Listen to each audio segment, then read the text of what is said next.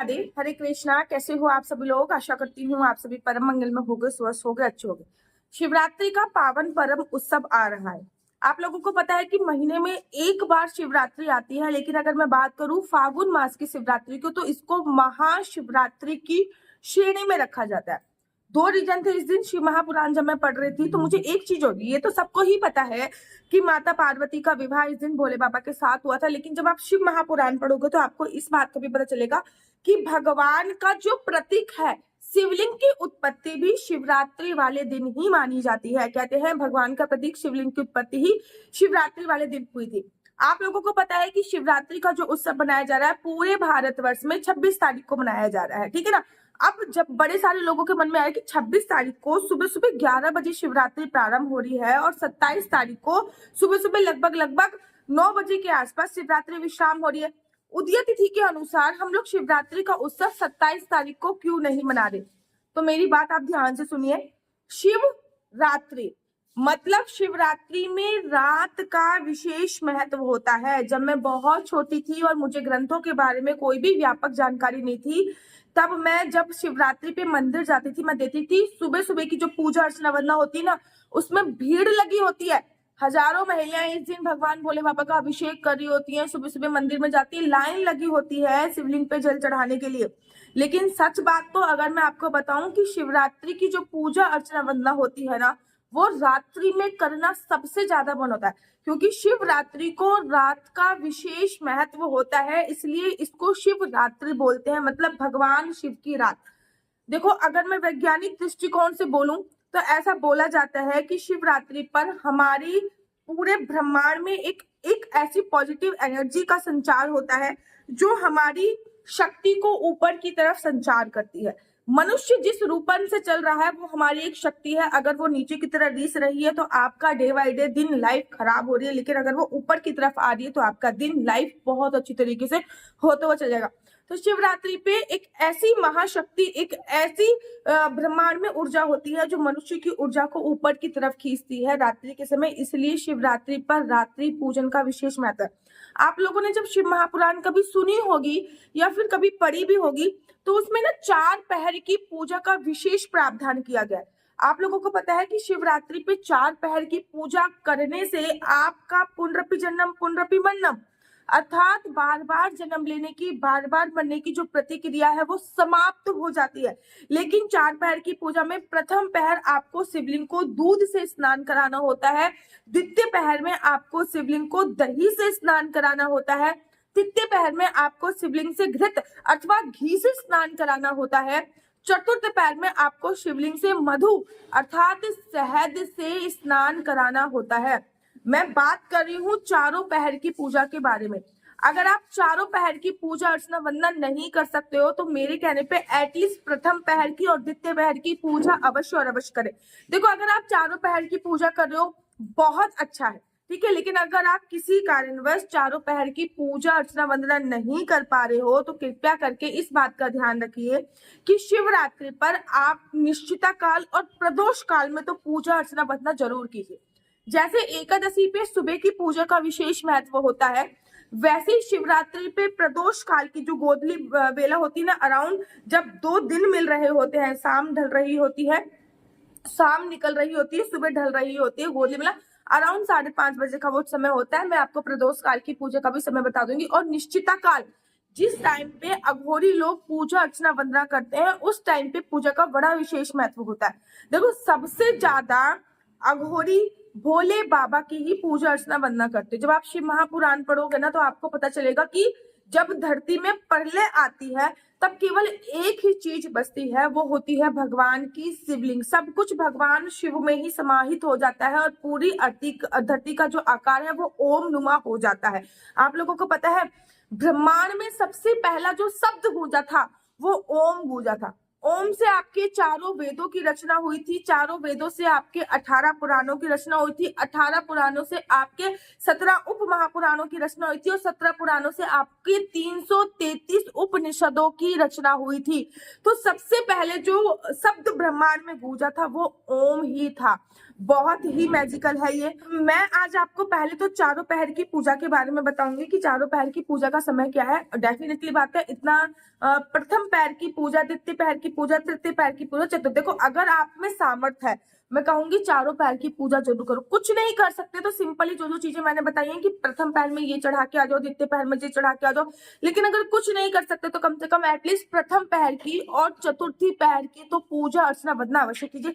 सबसे पहले मैं आपको प्रथम पहर की पूजा का नियम बता देती हूँ। प्रथम पहर की जो पूजा का समय है, पूजा का जो समय है वो है शाम को 6:19 से लेकर 9:26 तक। मतलब जब शाम हो जाती है तब 6:19 से लेकर 9:26 तक मोटा मोटा आपको 3 घंटे, 2.5-3 घंटे का समय मिल रहा है। 3 घंटे का समय मिल रहा है। देखो हर पहर 3 घंटे का होता है। 3 घंटे से थोड़ा सा कुछ सेकंड कुछ मिनट ज्यादा और कम का भी हो जाता है, ठीक है ना। वो तो प्रथम पहर की पूजा में आपको 6:19 से लेकर 9:26 तक का जो आपको समय मिल रहा है, इसमें आपको विशेष पूजा अर्चना वंदना करनी है। कुछ नहीं करना, अगर कुछ नहीं कर सकते, वैसे तो मैं चाहती हूँ कि हर पहर में आप भगवान शिव के पंचाक्षरी मंत्र नमः शिवाय का जाप करो, या फिर आप श्री शिवाय नमस्तुभ्यम का भी जाप कर सकते हैं। अगर कुछ नहीं कर सकते तो महाराज ओम ओम ओम ओम ओम ओम ये जाप भी आप कर सकते हैं। लेकिन एक दो बात मेरी कहने पे जरूर सुनिएगा कि जब प्रथम पहर पे अगर आप ये सब कुछ नहीं कर सकते तो प्रथम पहर पे शिवलिंग के पास जाइए। मैं घर की शिवलिंग की बात नहीं कर रही, मैं मंदिर की शिवलिंग की बात कर रही हूँ, क्योंकि मंदिर की जो शिवलिंग होती है वो प्राण प्रतिष्ठित शिवलिंग होती है और भगवान का प्रतीक ही शिवलिंग है। जो प्राण प्रतिष्ठित शिवलिंग होती है उसको स्पर्श करने में उसमें इतनी अच्छी एनर्जी निकलती है। और जाकर कम से कम दूध से भगवान की शिवलिंग का अभिषेक एटलीस्ट आप लोगों को जरूर करना है। प्रथम पहर में 6:19 से लेकर, दोबारा रिपीट कर रही हूँ, 9:26 तक एटलीस्ट किसी भी शिवलिंग का भगवान का दूध से अभिषेक ओम नमः शिवाय करते हुए अवश्य करें। अब मैं दूसरे पहर की मैं बात कर रही हूँ, तो दूसरा पहर जो प्रारंभ हो रहा है वो भी आप इजीली कवर कर लोगे। शाम को 9:26 से लेके 12:30 तक चलने वाला है। मोटा मोटा 3 घंटे का समय मिल रहा है और 9 बजे 9:30 कोई भी नहीं सोता। ऐसा शास्त्रों में वर्णन आया है कि शिवरात्रि वाले दिन भगवान भोले बाबा माता पार्वती के साथ पृथ्वी लोक पे विचरण करते हैं। और जो भी भक्त उनकी चारों पहर में पूजा अर्चना वंदना कर रहा होता है ना, उसको तो शिवलोक की प्राप्ति 110% होती ही होती है। तो द्वितीय पहर 9:26 से प्रारंभ हो रहा है, जो कि 12:30 बजे तक रहने वाला है। आप इस द्वितीय पहर में प्लीज एटलीस्ट ओम नमः शिवाय का जाप कीजिए। अगर आप ये नहीं कर सकते हैं तो इस पहर में मतलब 9:30 बजे से लेके 12:30 बजे तक एटलीस्ट आपको दही लेना है, मंदिर में जाना है, शिवलिंग पे दही से अभिषेक करना है। ओम नमः शिवाय ओम नमः शिवाय ओम नमः शिवाय करते हुए दही से अभिषेक जरूर कीजिए, ये बहुत ही अच्छा है।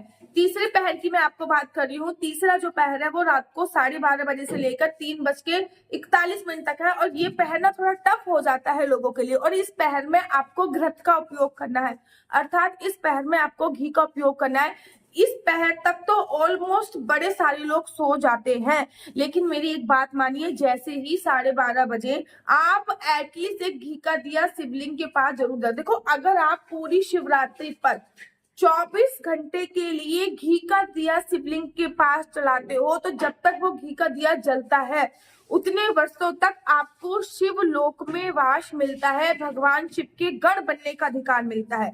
12:30 बजे से लेके 3:41 तक का जो पहर है वो तृतीय पहर, और इसमें घृत की बहुत बड़ी महिमा है। घी लेना है और आपको घी से भगवान शिव का अभिषेक करना है। सोचिए भगवान शिव हमारे कितने दयालु हैं, एक लोटे पानी पे रीझ जाते हैं, ठीक है ना। सभी देवी देवताओं की सुबह पूजा हो रही है, हम अपने भोले बाबा की पूजा रात्रि में भी कर रहे हैं, शाम को भी कर रहे हैं। मतलब भैया मेरा कहने का मतलब है सुबह चाहे पूजा अर्चना वंदना करो चाहे ना करो, संकल्प करके व्रत प्रारंभ कर दो, लेकिन इन चारों पहरों में पूजा करना मत भूलिएगा।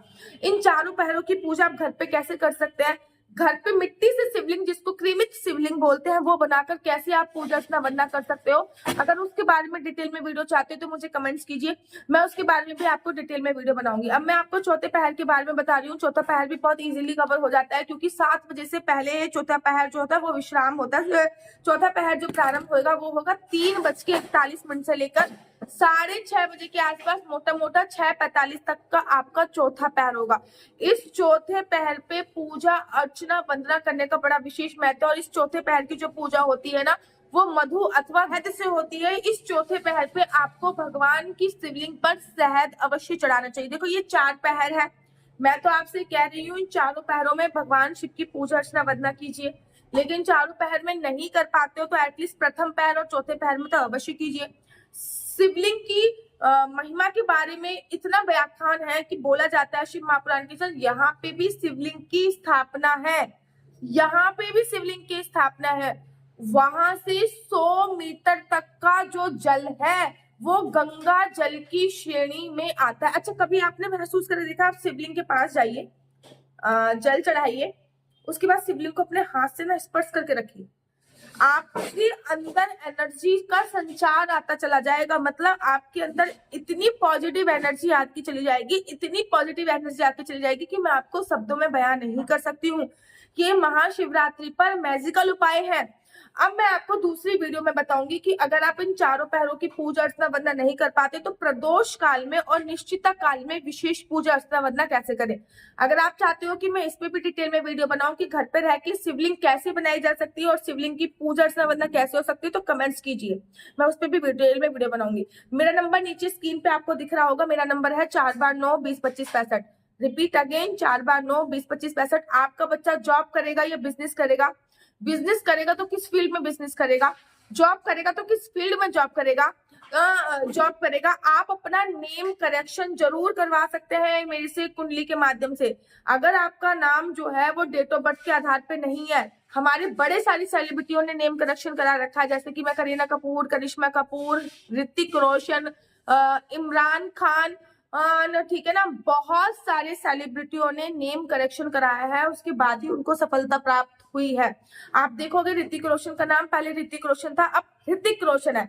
आपकी जन्म की तारीख के आधार पर आप अपना नाम बदलवा सकते हैं। पूरा नाम नहीं बदल जाता, लेकिन हाँ उस नाम में कभी ABC कुछ आगे जोड़ दिया जाता है। वो नाम केवल और केवल डॉक्यूमेंट्स में नहीं बदला जाता, केवल आपकी जो सोशल मीडिया साइट है उस पर आप नेम करेक्शन अगर आपका सही नहीं है तो चाहे आप किसी से भी कितनी भी कुंडलियां दिखवा लीजिए, मेरा दावा है कि आपको पॉजिटिव फलों की प्राप्ति नहीं होगी। अगर आप मेरे इंस्टाग्राम पे जाओगे तो आप देखोगे कि मेरे नाम के आगे AA लिखा हुआ है, ठीक है ना। आप ये सोचोगे कि AA क्यों, क्या मुझे नाम की स्पेलिंग नहीं आती, मेरा नाम आशु है तो ASHU होना चाहिए, लेकिन मैंने AA लिखा हुआ है क्योंकि मेरा नेम करेक्शन होने के बाद AA का उपयोग मैंने किया है, ठीक है। तो ऐसे ही आप भी अपना नेम करेक्शन करवा सकते हो। आपकी संतान प्राप्ति कब होगी, योग्य संतान होगी के लिए आपको क्या करना है, शादी का योग कब है, क्या कुंडली में सरकारी नौकरी का योग है या नहीं है, ये सभी जानकारी मैं आपको कुंडली के माध्यम से प्रोवाइड कराती हूँ। लेकिन याद रखिए कुंडली देखना बिल्कुल भी फ्री नहीं है, इसके थोड़े से चार्जेस है। और प्लीज इस नंबर पे मुझसे किसी भी प्रकार से कोई भी क्वेश्चन आंसर पूछने के लिए फोन मत कीजिएगा। ये नंबर केवल और केवल मैं कुंडली दिखाने के लिए प्रोवाइड कराती हूँ। और अगर आपको मेरी वीडियो अच्छी लगती है तो आप अपना यूट्यूब चैनल हरि बोल को लाइक शेयर सब्सक्राइब करना बिल्कुल भी मत भूलिए। तब तक के लिए मुझे दीजिए इजाजत। राधे राधे, हरे कृष्णा, हरि बोल।